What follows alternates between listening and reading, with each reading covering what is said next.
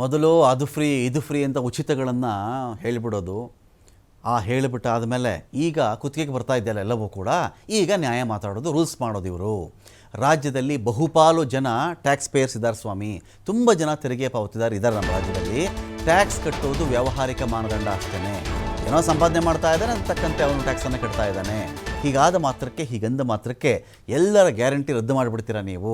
ನೀವೇ ಕೊಟ್ಬಿಟ್ಟು ನೀವೇ ಈಗ ರೂಲ್ಸ್ ಹೇಳ್ತಾ ಇದ್ದೀರಲ್ಲ, ಸರಿನಾ ಇದು? ನೀವೇ ಅದೆಲ್ಲವನ್ನು ಕೂಡ ಜಾರಿ ಮಾಡಿ ನೀವೇ ನಿರ್ವಹಿಸಲಾರದಂಥ ನಿಯಮಾವಳಿಗಳನ್ನು ಹಾಕ್ತಾ ಇದ್ದೀರಲ್ಲ, ಇದು ಸರಿನಾ ಅಂಥೇಳಿ ಸರ್ಕಾರಕ್ಕೆ ಮಾಜಿ DCM ಅಶ್ವತ್ಥ ನಾರಾಯಣ್ ತರಾಟೆಗೆ ತೆಗೆದುಕೊಂಡಿದ್ದಾರೆ. ಅಂದರೆ ನೀವು ಇದೆಲ್ಲ ಗ್ಯಾರಂಟಿ ಯೋಜನೆ ಜಾರಿ ಮಾಡಿದ್ರಲ್ಲ ಸ್ವಾಮಿ, ಆಗ ಇವೆಲ್ಲ ಸ್ಕೇಲ್ ಹಾಕಬೇಕಾಗಿತ್ತು, ಈ ಕಾಲಮ್ಗಳೆಲ್ಲ ಬರೀಬೇಕಾಗಿತ್ತು. ಟ್ಯಾಕ್ಸ್ ಕಟ್ಟೋನಿಗೆ, ಕಾರ್ ಇರೋನಿಗೆ, ಸ್ಕೂಟರ್ ಇರೋನಿಗೆ, ಗೌರ್ಮೆಂಟ್ ಎಂಪ್ಲಾಯಿಗೆ, ಇಂಥವ್ರಿಗೆಲ್ರಿಗೂ ನಾವು ಇದನ್ನು ಕೊಡಲ್ಲ ಅಂತ ಹೇಳಬೇಕಾಗಿತ್ತು. ಗೃಹಜ್ಯೋತಿ 800 ಯೂನಿಟು ಇನ್ಕಮ್ ಟ್ಯಾಕ್ಸ್ ಕಟ್ಟೋರಿದ್ರೆ ಅವ್ರ ಮನೆ ಕೊಡಲ್ಲ ಅಂತ ಹೇಳಬೇಕಿತ್ತು ನೀವು. ಶಕ್ತಿ ಯೋಜನೆ, ಬಸ್ಸು, ಇನ್ನೊಂದು ಮತ್ತೊಂದು ಅವರು ಕೊಡಲ್ಲ ಅಂತ ಹೇಳಬೇಕಾಗಿತ್ತು. ಅದು ಯಾವುದನ್ನು ಅವಾಗ ಹೇಳಿದೆ.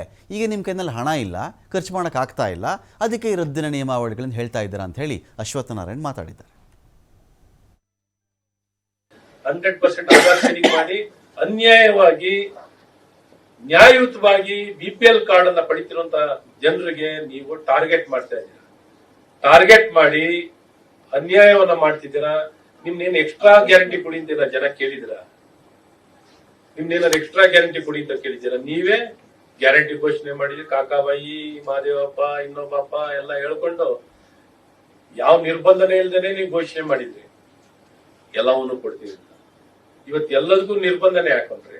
ಆಯ್ತು, ನಿರ್ಬಂಧನೆ ಹಾಕೊಂಡಿದ ಮೇಲೂ ಏನ್ ಮೊದ್ಲು ಬರ್ತಿತ್ತು, ನರೇಂದ್ರ ಮೋದಿ ಅವರು ಕೊಡ್ತಿರುವಂತ ಈ ರೇಷನ್ ಆಗ್ಲಿ, ಆಯುಷ್ಮಾನ್ ಭಾರತ್ ಆಗ್ಲಿ, ನರೇಗಾ ಯೋಜನೆ ಆಗ್ಲಿ, ಬೇರೆ ಬೇರೆ ಶಿಕ್ಷಣ, ಈ ರೀತಿ ಹಲವಾರು ಸೌಕರ್ಯ ಸೌಲಭ್ಯವನ್ನ ಸಿಗ್ತಿರುವಂತ ಜನರಿಗೆ ಅನ್ಯಾಯವಾಗಿ ತೊಂದರೆ ಕೊಡ್ತಿದ್ದೀರಾ.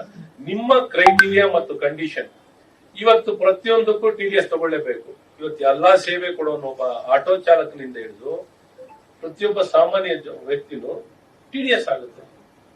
So TDS IT returns file ಮಾಡ್ಬಿಡಿದ್ರಿ ಹೆಂಗ್ರಿ? IT ರಿಟರ್ನ್ಸ್ ಫೈಲ್ ಮಾಡ್ಲಿಲ್ಲ ಅಂದ್ರೆ ಒಬ್ಬ ವ್ಯಕ್ತಿಗೆ ಸಾಲ ಎಲ್ಲಿಂದ ಕೊಡ್ತಾರೆ? ನೀವು ಕೊಡಿಸ್ತೀರಾ?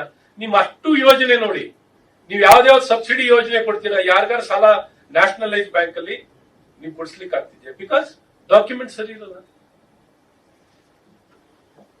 ಯಾವ್ದಾದ್ರು ಬ್ಯಾಂಕಿಗೆ ಹೋದ್ರೆ ಸಾಲ ಸೌಲಭ್ಯ ತೊಗೊಳಕ್ಕಾಗತ್ತಾ? ಸೊ ಇಂಥ ಸೌಕರ್ಯಗಳು ಜನಕ್ಕೆ ಸಿಗದೇ ಇದ್ದ ರೀತಿಯಲ್ಲಿ ಮಾಡಬೇಕು.